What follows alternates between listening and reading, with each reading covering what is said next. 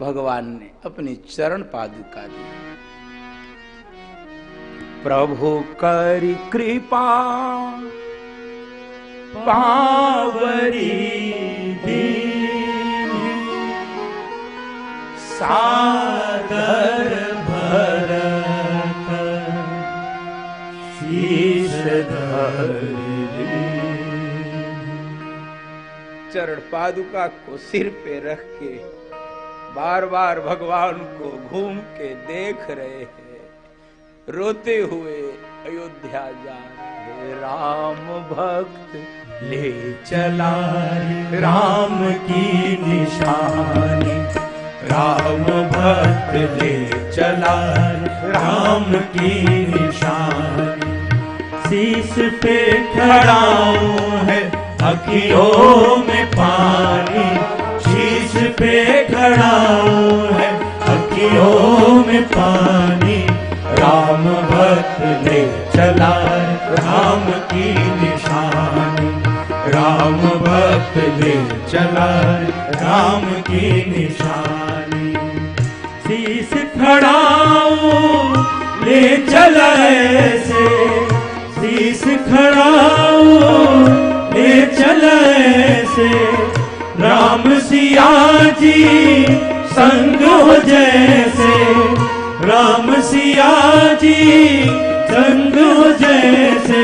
अब इनकी छाव में रहेगी राजधानी, अब इनकी छाव में रहेगी राजधानी। राम भक्त ले चला राम की निशानी, राम भक्त ले चला राम की निशानी।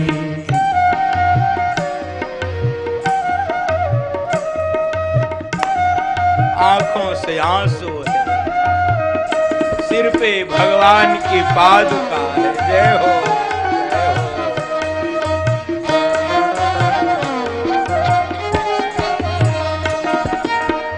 तन मन वचन मगी अनुरागा, तन मन वचन मगी अनुरागा।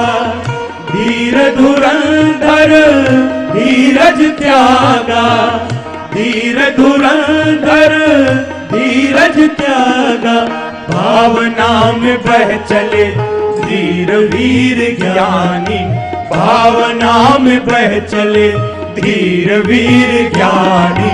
राम भक्त ले चला राम की निशानी, राम भक्त ले चला राम की निशानी। शीश पे खड़ाऊं है अखियों में पानी, शीश पे खड़ाऊं है अखियों में पानी। राम भक्त ले चला राम की निशानी, राम भक्त ले चला राम की निशानी। राम भक्त ले चला राम की निशानी, राम भक्त ले चला राम की निशानी। राम भक्त ले चला राम की निशानी। शीश पे खड़ाऊं है अखियों में पानी। बंधुओं माताओं, ऐसा आपको संसार में उदाहरण देखने को नहीं मिलेगा। जो सारे संसार को चाहिए वो भरत जी को प्राप्त था, पिता की आज्ञा से भी, भगवान की इच्छा से भी। इस संसार में आपने बहुत सारे राज्य में देखा होगा कि लोगों की हत्या कर करके, भाई की हत्या करके, बाप की हत्या करके राज्य को प्राप्त किया गया है। बड़ी भारी श्रृंखला है, सबका उल्लेख नहीं कर पाऊंगा। रक्त रंजित लोगों ने राज्य प्राप्त किया है।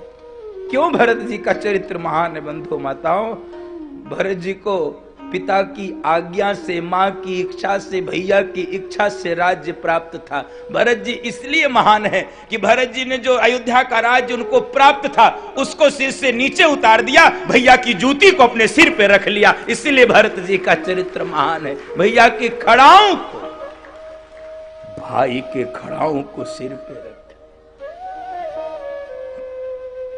बहुत विशाल चरित्र। कई दिन सुनाएंगे तो पूरा थोड़ी होगा भरत चरित्र, कई दिन सुना, बहुत विराट चरित्र।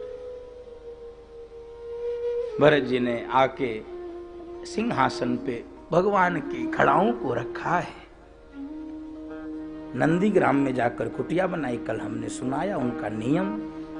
1650 पूजन प्रतिदिन करते हैं खड़ाओं का, यही उपासना की विधि है।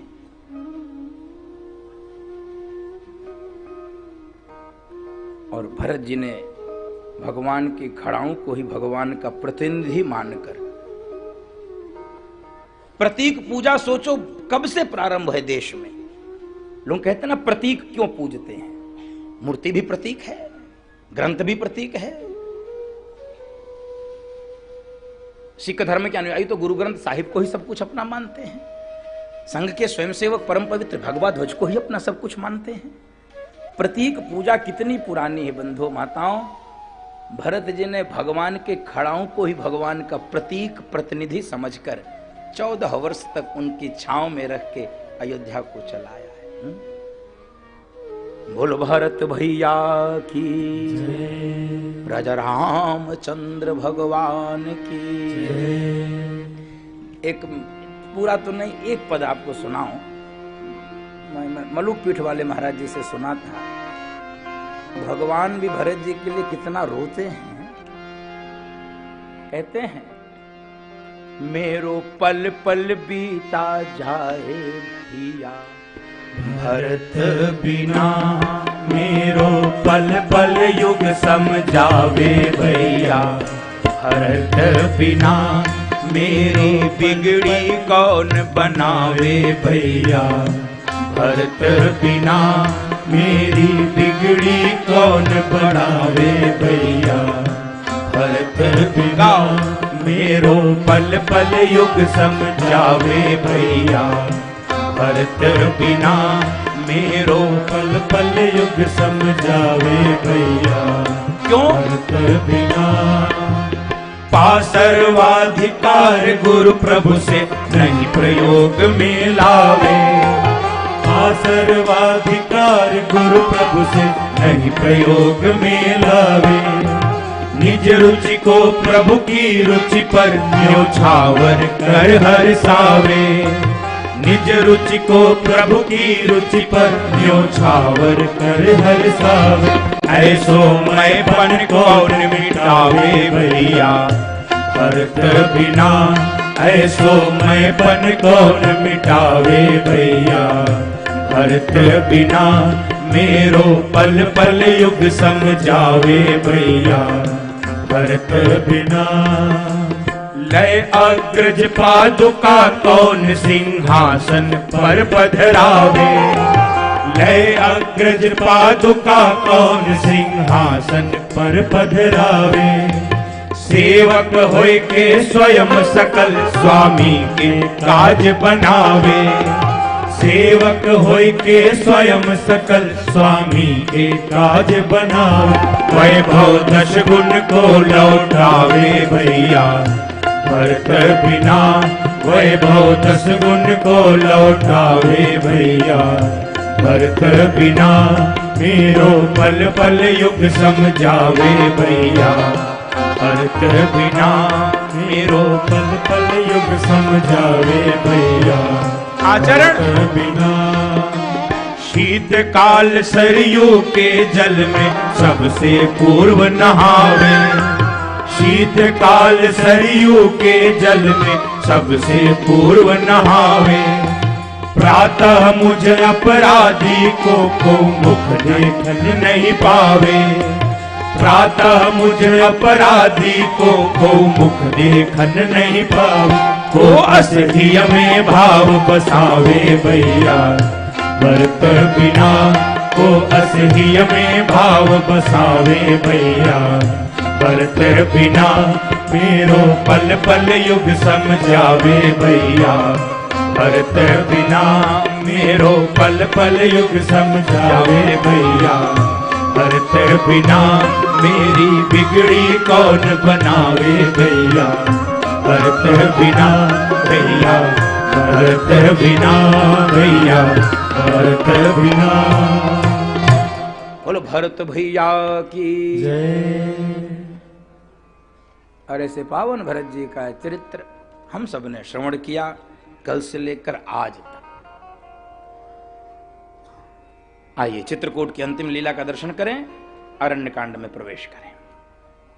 अब आपके मन में, ये बहुत सारे लोगों के मन में होगा कि अरे अरण्यकांड, किष्किंधा कांड, सुंदरकांड, लंका कांड, उत्तरकांड, इसका क्या हुआ? इसका सब हो गया, सब हो गया। ऐसा अभी तक मैंने कुछ नहीं सुनाया होगा जो आपको लगा होगा इसको छोड़ दिया जाए। कुछ लगा हो तो हाथ उठा दो, हम आगे से एडिट कर लेंगे।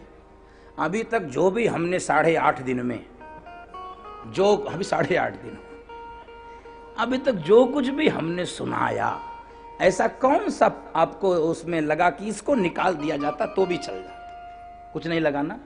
तो राम की कथा प्रत्येक शब्द में पूर्ण होती है, और बंधु माताओं पूरे जीवन भर भी गाएंगे तो कभी पूरी नहीं हो सकती है। अथाह सागर की कथा है, अथाह सागर की कथा।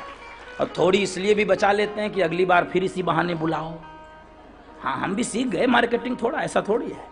हम थोड़ा इसलिए भी छोड़ देते हैं कि आगे फिर नहीं बुलाओगे, नहीं तो हम सब सुनाई देंगे तो कहोगे अच्छा तो सब सुन लिए। तो थोड़ा थोड़ा हम बढ़ाते, थोड़ा थोड़ा। इसमें बहुत सारे श्रोता मैं देख रहा हूँ, ये हमारी कथा 10 वर्षों से सुन रहे हैं। सीमा अग्रवाल जी हमको दिख रहे हैं यहाँ काशी से, ये कोई कथा नहीं छोड़ती। और कुछ भी अगर मैं थोड़ा सा 100 ग्राम कम भी हो जाता हूँ तो कहती है महाराज जी कुछ दुबले हो गए क्या? तो कथा सुनती नहीं, हमको दिखती भी रहती है कि कोई मोटा हो रहा, मैं दुबला हो रहा, मैं गोरा हो रहा, कि मेरा रंग थोड़ा फीका हो रहा। ऐसे बहुत सारे श्रोता है, लेकिन किसी का मन नहीं भरता। अच्छा, आप मुझसे पूछो जब मेरा सुनाने से आज तक मन नहीं भरा तो श्रोताओं का सुनने से कैसे मन भर सकता है? बंधु, नित नवीन कथा है, नित नवीन कथा, नित नवीन। और बंधु माताओं, समुद्र है, समुद्र का कोई थाह नहीं पा सकता है। वो तो जैसे पक्षी आकाश की ऊंचाई नहीं नाप सकता है, लेकिन अपनी सीमा के आधार पर वो उड़ान भरता है। ऐसे ही हम सब भगवान की चरित्र को थाह नहीं पा सकते। परमात्मा की कृपा से, वाग्देवी की कृपा से, गुरुदेव की कृपा से जितनी क्षमता है उतना गाकर हम भी धन्य होते हैं, आप सबको भी धन्य करते हैं। हरि अनंत हरि कथा अनंता, हरि अनंत हरि कथा अनंता। कहीं सुनाई बहु विधि सब संता, कहीं सुनाई बहु विधि सब संता। हरि अनंत हरि कथा कहाँ ही सुनाई बहुविधि। बहुविधि में से एक विधि शांतनु की भी है, जो उससे मैंने आपको सुनाया।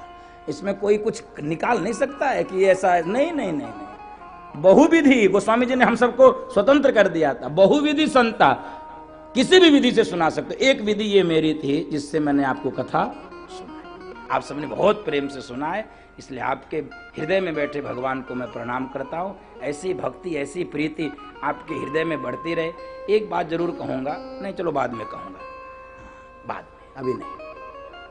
चित्रकूट में भगवान बैठे हैं एक वृक्ष के नीचे। वो वृक्ष को लता कुंज कहते हैं, लता कुंज। वर्षा के दिनों में आपने देखा होगा, लताएं किसी वृक्ष को घेर लेती हैं तो वो वृक्ष झोपड़ी नुमा आकार ले लेता है, उसे लता कुंज कहते हैं।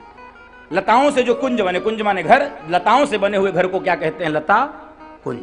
भगवान बैठे हैं और सोचते यही है भगवान हमेशा। मेरे प्रभु का स्वभाव देखो कि जानकी राजा की बेटी है, कैसे सह रही होगी ये कष्ट, धूप छांव कैसे सहती होगी। तो बड़ी भगवान के मन में बहुत श्रद्धा हो जाती है जानकी जी के प्रति, बहुत श्रद्धा हो जाती है। बोलो जनक नंदिनी माँ जानकी की जय। जानकी जी का चरित्र बहुत उज्जवल है, बहुत उज्जवल है। हमारे एक जानने वाले हैं, उन्होंने ग्रंथ लिखा है सीतायण, जैसे रामायण लिखा, मेरे पास है ग्रंथ सीतायण, जानकी जी की महिमा को लिखा है। तो भगवान आज महिमा प्रकट करना चाहते हैं जानकी जी को। उस लता कुंज में बैठकर देख रहे हैं, अच्छा इस वृक्ष को कितनी सुंदर लताओं ने घेर कर रखा है। जानकी जी इधर आइए। जी प्रभु, क्या कहना चाहते हैं? कहना ये चाहता हूं कि ये वृक्ष बड़ा भाग्यशाली है, इसको इतनी सुंदर लताओं ने घेर कर रखा है। ये वृक्ष बड़ा भाग्यशाली है, यानी स्वयं को वृक्ष कह रहे हैं, जानकी जी को लता कह रहे हैं, स्वयं को भाग्यशाली कह रहे हैं कि तुम्हारे कारण मैं भाग्यशाली हो गया। ये वृक्ष कितना भाग्यशाली, इसको इतनी सुंदर लताओं ने घेर कर रखा है। जानकी जी की महिमा लक्षणा से व्यक्त कर रहे थे। शब्द की 3 शक्तियां होती हैं, अभिधा, लक्षणा, व्यंजना। जो बोलते ही अर्थ निकल जाए उसे अभिधा कहते हैं, बोलते ही अर्थ निकल जाए वो अभिधा है, और थोड़ा घुमा फिरा के अर्थ निकले वो क्या है, लक्षणा। तो ये वृक्ष भाग्यशाली है, लताओं ने घेर कर रखा है। जानकी जी ने कहा सुनिए प्रभु, थोड़ा सा संशोधन कर लिया जाए तो। कहे क्या, वृक्ष भाग्यशाली नहीं है, लताएं भाग्यशालिनी हैं कि इसको वृक्ष के रूप में इतना सुंदर आधार मिला है, नहीं तो ये जंगली जानवर इन लताओं को कुचल जाते। ये वृक्ष नहीं, ये लताएं भाग्यशालिनी हैं। एक दूसरे की महिमा को दे रहे, बढ़ा रहे हैं। यही पति पत्नी में होना चाहिए। हाँ, दोनों एक दूसरे की महिमा बढ़ावे, तब घर में आनंद होता है। हाँ, केवल पति के अहंकार का पोषण हो ऐसा नहीं है। पत्नी पति की महिमा को गाए और पति पत्नी की महिमा को गाए। हाँ, ऐसा नहीं जीवन भर डांटते ही रहे हैं। हाँ, दोनों एक दूसरे की महिमा को बढ़ावें। तब बंधुओं माताओं, नहीं बढ़ाते हो तो संगमरमर के घर भी काटने के लिए दौड़ते हैं, और जब दोनों एक दूसरे की महिमा को बढ़ाओगे तो चित्रकूट के जंगल में भी आनंद प्राप्त होता है। बंधुओं माताओं, ये है पति पत्नी के बीच का यह। तो ये वृक्ष भाग्यशाली नहीं, लताएं भाग्यशाली है। इसको वृक्ष मिला है भाग आधार के रूप में, स्तंभ के रूप में। भगवान ने कही तो बड़ा मुश्किल हो गया, तो मामला फंस गया। लक्ष्मण जी इधर आइए, एक मामला फंस गया। क्या? मैं कह रहा हूं वृक्ष भाग्यशाली है, इसको इतनी सुंदर लताओं ने घेर कर रखा है। जानकी जी कह रही लताएं भाग्यशाली है, इसको आधार के रूप में इतना सुंदर वृक्ष मिला है। अब आप बताओ वृक्ष भाग्यशाली की लताएं भाग्यशाली? लक्ष्मण जी ने कहा प्रभु मामला थोड़ा, केस थोड़ा टिपिकल है, तो थोड़ा इसको ट्रिब्यूनल में जाना पड़ेगा, हाई कोर्ट में चलो। अरे तुम्हारी हाई कोर्ट हो, तुम्हारी सुप्रीम कोर्ट हो, जैसा कहो वैसा कर दे, जो तुम कहो वही अंतिम फैसला। प्रभु पक्का? कहे हाँ। लक्ष्मण जी ने कहा फिर सुनो कौन भाग्यशाली है। लक्ष्मण जी के वचन सुनिए। लक्ष्मण जी के वचनों से अपना तादाद में स्थापित करिएगा, अपना कनेक्शन बनाइएगा। क्या? लक्ष्मण जी कह रहे प्रभु न ये वृक्ष भाग्यशाली है, न ये लताएं भाग्यशालिनी है। भाग्यशाली तो लक्ष्मण है जो इन दोनों के बीच में अपने जीवन को आनंद से व्यतीत कर रहा है। भाग्यशाली तो भक्त होता है जो भगवान और भक्ति की छांव में अपने जीवन को व्यतीत करता है। बोल भक्त वत्सल भगवान की, सीताराम नाम महाराज की, युगल सरकार की। भगवान बैठे हैं एक दिन और सोचते हैं कि मैं जानकी जी का श्रृंगार करूं। जानकी जी ने कहा प्रभु ये क्या हो रहा है, आप मेरा श्रृंगार कर रहे हैं? कहे हाँ। जानकी जी ने कहा ये उल्टे बांस बरेली को, अरे ये मेरा नित्य का कार्य है, मैं आपके लिए पुष्प इकट्ठा करूं, आपकी सज्जा करूं, आप मेरी सज्जा करेंगे? हाँ। क्यों प्रभु?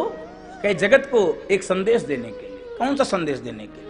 एक तो ये संदेश देना चाहता हूं कि अभी तक इस राम कथा का नायक मैं था, राम कथा मेरे चारों तरफ चल रही थी, मैं केंद्र में था, परिधि में कथा चल रही थी, लेकिन अब यहां से राम कथा जानकी को केंद्र में रखकर चलेगी। इसलिए जानकी का मैं आह्वान करता हूं, मैं श्रृंगार करता हूं, और इसीलिए देवताओं का आह्वान किया जाता है। आज भगवान आह्वान कर रहे जानकी अब तुम बैठो, हम तुम्हारा श्रृंगार करेंगे। एक बार चुनी कुसुम सुहाए, निज कर भूषण राम बनाए। एक बार चुनी कुसुम सुहाए, निज कर भूषण राम बनाए। सीता ही पहिरा हे प्रभु सादर, सीता ही पहिरा हे प्रभु सादर। बैठे फटी कर शिला पर सुंदर, बैठे फटी कर शिला पर सुंदर। सुरपति सुत धरि पायस बेसा, सुरपति सुत धरि पायस बेसा। सठ चाहत रघु पति बल देखा, सठ चाहत रघुपति बल देखा। एक बार चुनि कुसुम सुहाए, भगवान पुष्प तोड़ के श्रृंगार कर रहे हैं। इंद्र के बेटे जयंत ने देखा कि ये ब्रह्म है। स्वर्ग में तो चर्चा हो रही थी कि चित्रकूट में ब्रह्म रह रहा है, ये ब्रह्म है। ये कामी पुरुषों की तरह अपनी पत्नी का श्रृंगार कर रहा है, ये ब्रह्म नहीं हो सकता, ये ब्रह्म नहीं हो सकता। इसका दिमाग खराब हुआ। भगवान की लीला में ऐसे ही बुद्धि लगाने से व्यक्ति का दिमाग खराब होता है। इसलिए भगवान शंकर ने कहा, गिरजा सुनो राम के लीला, लीला सुनो और सुनो, तर्क न जाए बुद्धि बलमानी। तर्क से सुनोगी तो पागल हो जाओगी, जिसने भी तर्क से सुना पागल हो गया। तो ये भगवान नहीं हो सकता, ये ब्रह्म नहीं हो सकता है। तो परीक्षा लेने के लिए चंचु प्रहार कर दिया। सुरपति सुतधरी बायस बेसा, कौवे का वेश बनाया इंद्र का बेटा जयंत, और किस पे प्रहार किया? जानकी जी के पांव में। तो पांव से रुधिर निकला, रक्त।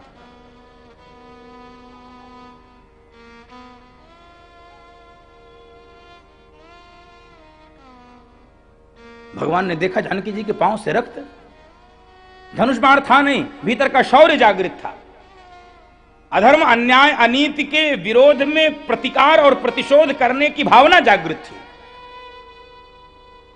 तो जब ये भावना जागृत रहती है तो धनुष बाण की आवश्यकता नहीं है। सीख भी धनुष बाण का रूप ले लेता, आकार ले लेता है। सीख धनुष सायक संधाना, सीख का ही धनुष बाण बना के छोड़ दिया पीछे। जयंत आगे आगे, बाण पीछे पीछे। बंधु माताओं, ये बड़े बाप का बेटा है ना, इसका दिमाग खराब हो गया। और सत्य बोलूं, सत्ताधीशों का उतना दिमाग नहीं खराब होता जितना सत्ताधीशों के बेटों का दिमाग खराब होता है। बात थोड़ी कड़वी है। उनके बेटों का दिमाग क्यों? उनको तो कुछ करना धरना पड़ा नहीं, उनको तो सब बना बनाया मिल गया है, तो जाने क्या। तो उनका दिमाग बहुत खराब रहता है। इंद्र का उतना दिमाग नहीं खराब, इंद्र के बेटे का ज्यादा दिमाग खराब है। जनक जननी मां जानकी के पांव में तुम चंचु प्रहार कर रहे हो, धनुष बाण छोड़ा। आगे किसी ने कहा, गोस्वामी जी आप भी गजब करते हो, इतने बड़े बाप के बेटे को तुम कौवा कह रहे हो। सुरपति सुतधरी भाय सबेसा, इतने बड़े बाप के बेटे को कौवा कह रहे हो, आपको डर नहीं लगता? गोस्वामी जी का एकदम डर नहीं लगता है। कोई कितने बड़े भी बाप का बेटा हो, यदि कोई भी किसी हंसते खेलते पति पत्नी के जीवन में चोंच मारता है, वो कौवा से बड़ा कुछ नहीं हो सकता है, कौवा से श्रेष्ठ कुछ नहीं। किसी के हंसते खेलते दाम्पत्य जीवन में चंचु प्रहार नहीं करना चाहिए, लेकिन हम लोग गलती से कर देते हैं। निवेदन करूं हाथ जोड़कर, बहू बेटे हों अथवा बेटी दामाद हों, अंतिम सांस तक प्रयत्न करिए कि इनके बीच में सब अच्छा चलता रहे। कोई ऊंच नीच हो जाए, कोई अनबन हो जाए तो उसको संभालिए, बिगाड़िए नहीं। कई बार माता पिता बिगाड़ देते हैं। अरे बहु तेरे पड़े देख लेंगे, अरे छोड़ो, अरे देख लेंगे, अरे तुम डबना मत, अरे तुम ऐसा मत कर। अरे ये क्यों पाप कर रहे हो? वो कोई संघर्ष हो रहा है क्या? वहां डबना नहीं और लड़ना नहीं, ऐसा मत करना, वैसा ऐसा पाप नहीं करना चाहिए। मैं निवेदन करूं, बहू बेटों में और बेटी दामाद में जब खटर पटर हो जाए, क्या करना है? एक व्यवहारिक सूत्र दे रहा हूं मानस की इस प्रसंग के आधार पर। बहू बेटों के बीच में कुछ हो जाए तो बहू को मत समझाइए, बेटे को समझाइए। हम लोग उल्टा करते हैं, हम बहू को समझाने लगते हैं। अरे बहू तुमको, तुम्हारी अकल नहीं है, तुम दिमाग खराब है, तुम ऐसे हो वैसे हो, तुम्हारे बाप ने कैसे पाला, कैसे पोसा, ऐसा वैसा। नहीं, ये अपराध है। बेटे को आपने पैदा किया, बेटे पर आपका अधिकार है, पहले बेटे को समझाओ। और बेटी दामाद में जब खटर पटर हो तो दामाद को फोन मत लगाइए कि दामाद जी मैं अच्छो ठीक कर देता हूं, आपको भी ठीक कर दूंगा, 1 मिनट लगेगा। ये लोग जो सोचते हैं ना कि हम सबको ठीक कर देंगे, ये गलत फहमी मत पालिए। सब मिलके आपको ठीक कर देंगे, ये गलत फहमी नहीं पालना चाहिए कि हम सबको ठीक कर देंगे। कोई किसी को नहीं ठीक कर सकता है। स्वयं ठीक बने रहिए, यही भगवान की आपके ऊपर बड़ी विशेष कृपा है। स्वयं ठीक बने रहिए, दुनिया को मत ठीक कर। कोई ठीक होता नहीं है बंधु माता, ये सब बकवास है, ऊर्जा का क्षरण है। किसको ठीक करें? बेटी को बोलिए, बेटी ठीक है 19-20 होता है, संभालो। ऐसा बहू बेटों के परिवार को संभालिए। परिवार टूट रहे हैं, इसलिए व्यासपीठ निवेदन कर रही है।